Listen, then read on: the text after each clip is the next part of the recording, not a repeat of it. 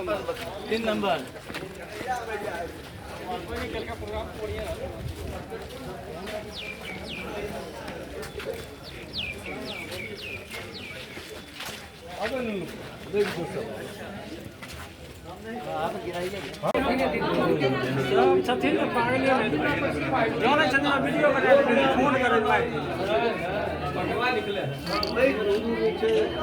प्रणाम प्रणाम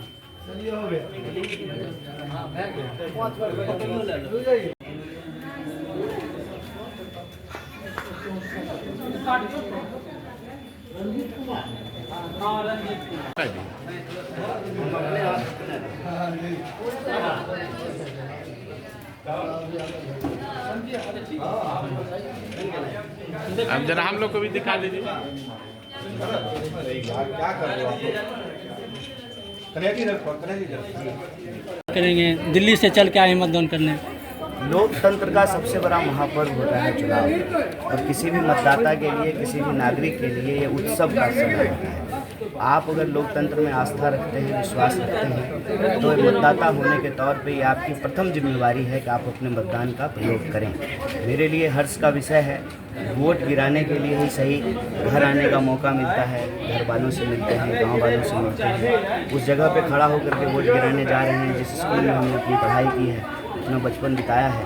तो हमारे लिए इस भूमि का एक नॉस्टैल्जिक वैल्यू भी है, एक इमोशनल वैल्यू भी है, और एक पॉलिटिकल इम्पोर्टेंस भी है। पॉलिटिकल इम्पोर्टेंस इसलिए है कि बेगूसराय में इंडिया गठबंधन बना है, जो पिछली बार 2019 में नहीं बन पाया था। तो आरजेडी, कांग्रेस, सीपीआई सब लोग साथ में चुनाव लड़ रहे हैं। साहनी जी की भी पार्टी है साथ में। तो मेरे ख्याल से बड़ी उम्मीद है, जो बदलाव हम लोग 19 में करना चाहते थे उस बदलाव से हम लोग चूके हैं। मुझे भरोसा है कि बेगूसराय के जो सुधी मतदाता हैं इस बार वो बदलाव करेंगे। ये मूड जो है उनका दिख रहा है, ये मन उनका दिख रहा है, और सिर्फ बेगूसराय से नहीं, बिहार में और पूरे देश में इंडिया गठबंधन की एक लहर है। और जो बात 400 से शुरू हुई थी एनडीए के द्वारा, वह बात जो है आप काफ़ी फीका जो है होता हुआ नज़र आ रहा है। और ज्यों-ज्यों 1 चरण, 2 चरण, 3 चरण, चौथा चरण बीत रहा है, मुझे लगता है कि एनडीए की सरकार नहीं बनेगी, इंडिया अलायंस की सरकार बनेगी। पीएम आए हैं पटना में, 2 दिन से हैं, इस पर आप क्या कहें? चुनाव में आते हैं, कोविड में आए थे जब लोग मर रहा था बिहार में, जब गुड़गांव से दिल्ली पैदल लोग चल करके बिहार आ रहा था तब नहीं आए थे। चुनाव है, क्यों नहीं आएंगे? क्योंकि चुनाव जीतेंगे तो प्रधानमंत्री बनेंगे, और वो प्रधानमंत्री बनेंगे तो उनका जो भतीजा है बीसीसीआई का सेक्रेटरी बनेगा। तो मेहनत कर रहे हैं अपने भतीजा के लिए, अपने जो है दोस्त के लिए, देश के लिए। तो जो है ये बड़ी चिंता की बात है कि बिहार की धरती कब से जो है इस बात को मांग रही है कि आप बिहार को विशेष राज्य का दर्जा दीजिए। और नीतीश जी, माननीय नीतीश जी ने यह कहना शुरू किया था। तो नीतीश जी तो अब अलायंस में भी हैं मोदी जी के साथ में ही, जो है घूम रहे थे रोड शो में, तो कान में पूछ लेते नीतीश जी कि सर अब तो दे दीजिए बिहार को विशेष राज्य का दर्जा। चुनाव के लिए आए हैं, इस वक्त भी बिहार के नागरिकों को, बिहार के मतदाताओं को प्रधानमंत्री जी से भी पूछना चाहिए कि 1 लाख करोड़ और 50,000 करोड़ आप बिहार को दे रहे थे, कहाँ है वो? क्यों नहीं आप बिहार को जो है विशेष राज्य का दर्जा दे रहे हैं?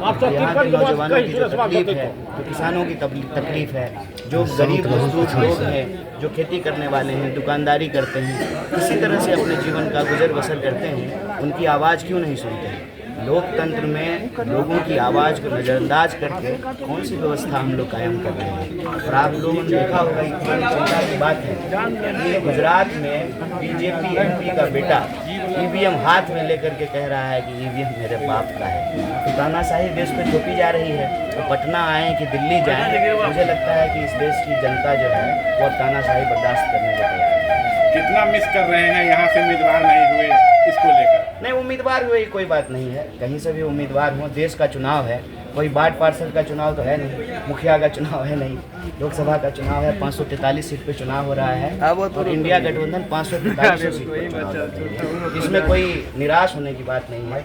हम इंडिया गठबंधन के हर प्रत्याशी को अपना प्रत्याशी समझते हैं, और बतौर मतदाता हर इंडिया गठबंधन के प्रत्याशी की जीत की कामना करते हैं। तीसरे चरण के बाद से प्रधानमंत्री जो है 400 पार के नारे कम लगा रहे हैं, क्या कहेंगे?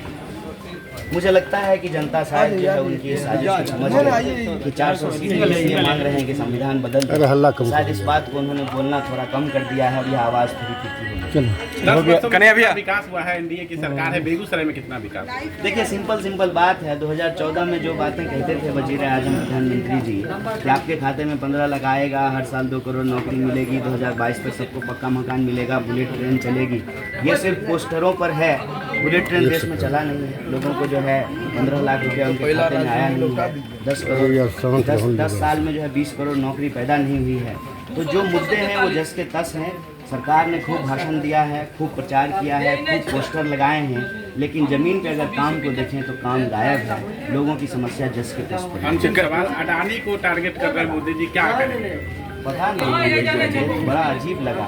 मेरा उस पर सिंपल एक बात है कि अगर मोदी जी को पता है, अव्वल तो पता कैसे है उनको कि टेम्पो में पैसा जाता है, अगर पता है तो फिर वो टेम्पो पकड़ क्यों नहीं रहे हैं? चलिए टेम्पो अगर नहीं पकड़ पा रहे हैं तो ईडी और सीबीआई वहाँ क्यों नहीं जा रहे हैं? प्रधानमंत्री जी कभी कभी भूल जाते हैं वो प्रधानमंत्री हैं और विपक्ष की तरह बात करने लगते हैं। साहब आप ही देश चला रहे हैं, ईडी सीबीआई आप ही के पास है, इनकम टैक्स आप ही के पास है। मैं कर लेता हूँ पहले थोड़ा सा छोटा सा रहे हैं आप, आरोप लगाने की क्या बात है?